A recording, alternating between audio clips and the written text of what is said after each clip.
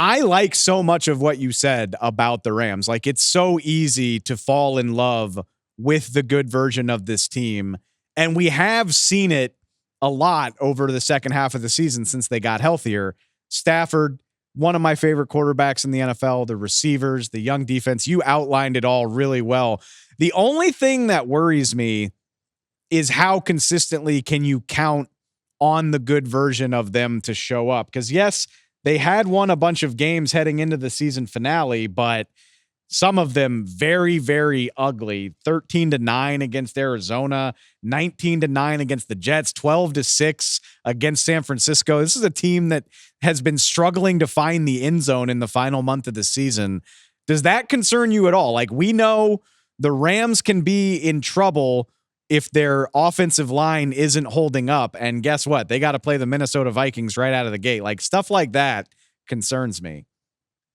Yeah, and you look at the way Brian Flores has been dialing up pressures and rushes in a unique way that can paralyze an offensive line when especially the quarterback is not seasoned and well educated on Flores' different looks. But we have seen quarterbacks as experienced as Stafford figure them out, set his lineman up for success, bring in extra help in some situations.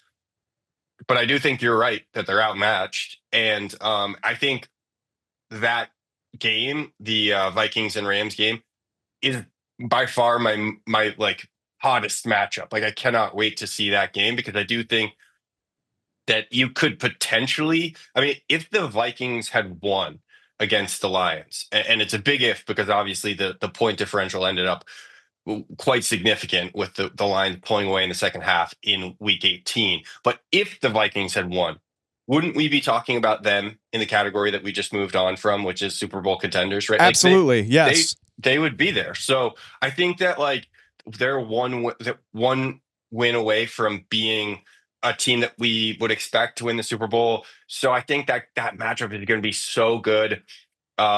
And I really expect the winner of that game to head to the the NFC Championship game.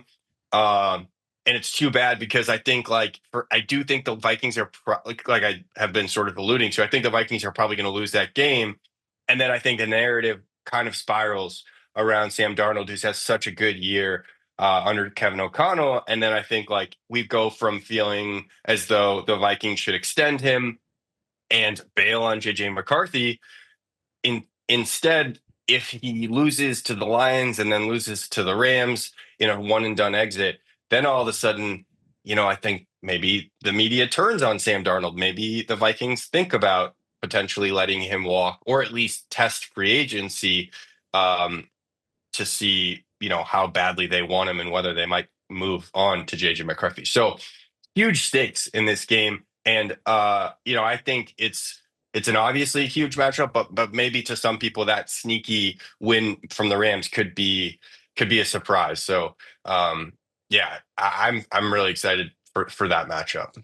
The Vikings are one of the most interesting teams to discuss when you're just trying to frame the season that they've had. Because if I told you in August that the Vikings would be well over 500 and in the postseason, every Viking fan would say, like, we're playing with house money. We're happy to be here. How could we not be? We were picked to finish fourth in the NFC North. Nobody took Sam Darnold seriously, all that good stuff. But when you win 14 games, there's just an expectation that you are the caliber of team that can do more than lose your first playoff game. So it's remarkable to go from forgotten about to Super Bowl favorite by week 8, week 9, to now you're back in the underdog spot, like you said, because you go on the road in the wild card round. You don't get the bye week the way they could have.